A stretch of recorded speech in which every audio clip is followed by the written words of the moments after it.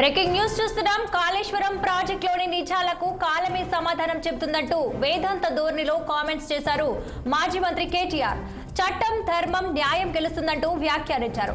కమిషన్ల నుంచి డైవర్షన్ కోసమే బీఆర్ఎస్ నేతలకు నోటీసులు ఇస్తున్నారని విమర్శించారు. ఇక తెలంగాణలో కాంగ్రెస్, బీజేపీలు చేస్తున్న పాలిటిక్స్ దేశంలో ఎక్కడా చూడలేనిదని మండిపడ్డారు. ఇక రేవంత్ రెడ్డి అపరిచితుడన్న కేటీఆర్ కాళేశ్వరంలో రాద్ధాంతం చేశారని, ఎస్ఎల్బీసీ సంగతి ఏంటి అని ప్రశ్నించారు.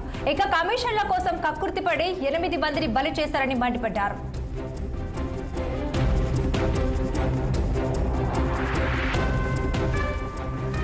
తెలంగాణ భవన్ లో మీడియాతో కేటీఆర్ చిట్ చాట్ నిర్వహించారు. ఇక మిస్ వరల్డ్ పోటీలపై స్పందిస్తూ 200 కోట్లతో అందాల పోటీలు అవసరమా అని ప్రశ్నించారు.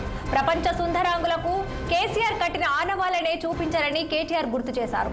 ఇక అన్నదాతలు ఆత్మహత్యలు చేసుకుంటుంటే ముఖ్యమంత్రి అందాల పోటీలో పాల్గొంటారా అని మాజీ మంత్రి మండిపడ్డారు. ఇక ఫార్ములా ఈ రేస్, విద్యుత్ కమిషన్ మాదిరిగానే కాళేశ్వరం ఓ డ్రామా అని వ్యాఖ్యానించారు.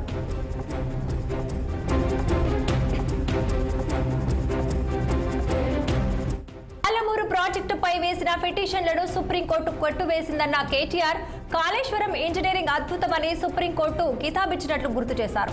ఇక పాలమూరు రంగారెడ్డి ప్రాజెక్టు మీద కాంగ్రెస్ కుట్రలు విఫలమైనట్లు తెలిపారు. మామ పేరు పెట్టుకున్న పాలమూరు ప్రాజెక్టును రేవంత్ రెడ్డి ఎందుకు పూర్తి చేయటం లేదని క్వశ్చన్ చేశారు.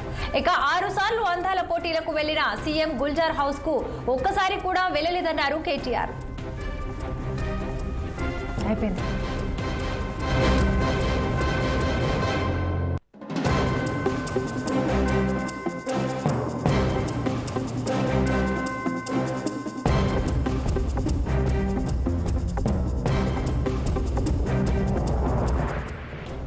ఇక దీనిపై మరింత సమాచారం మా పొలిటికల్ బ్యూరో చీఫ్ రామ్ అందిస్తారు. చెప్పండి రామ్, అక్కడ అప్డేట్స్ ఏంటి? ఏదైతే Kaleshwaram commission chairman PC Ghosh, మాజీ ముఖ్యమంత్రి కేసీఆర్, మాజీ మంత్రి హరీష్ రావుతో పాటు ప్రస్తుతం బీజేపీ ఎంపీ, అప్పటి ఆర్థిక శాఖ మంత్రి ఈటల రాజేందర్లకు కమిషన్ నోటీసులు పంపించిన విషయం తెలిసిందే.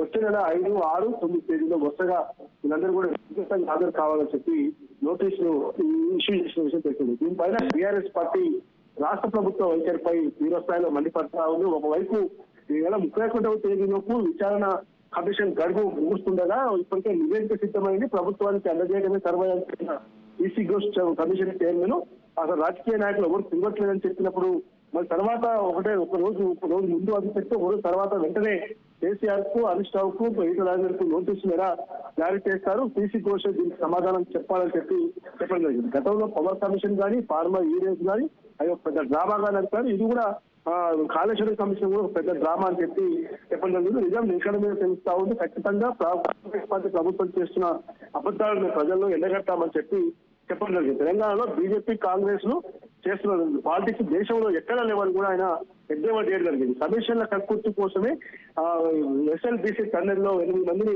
బలి తీసుకున్నారు. ముందు జాగ్రత్త చర్యలు తీసుకుంటే ఆ ప్రమాదం జరిగేది కాదని కూడా ఆయన చెప్పడం జరిగింది. దాంతో పాటు పాలమూరు రంగారెడ్డి ఎత్తిపోతల ప్రాజెక్టుపై కాంగ్రెస్ నేతలు వేసే పిటిషన్ సుప్రీంకోర్టు కొట్టేసింది.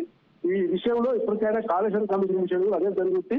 ఎక్కడ కూడా ఎలాంటి అవకాశం లేకుండా, ఎలాంటి అక్రమాలకు పాల్పడకుండా అప్పటి బీఆర్ఎస్ పార్టీ ప్రభుత్వం లక్షల ఎకరాలకు సాగుని అందించేందుకే కాళేశ్వరం ప్రాజెక్టులోని మేడిగడ్డ, అన్నారం, తుండిగ బ్యారేజీలు నిర్వహించింది.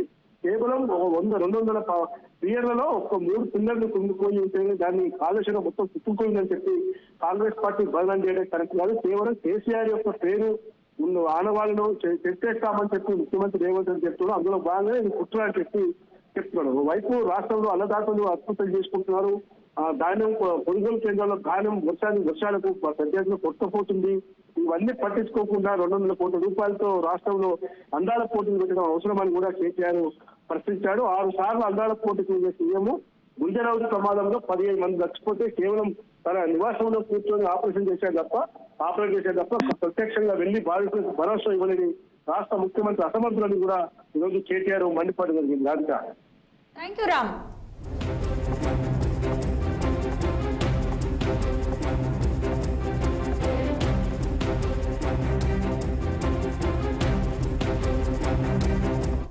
ఫోన్ ఇన్కి వెళ్ళాలా?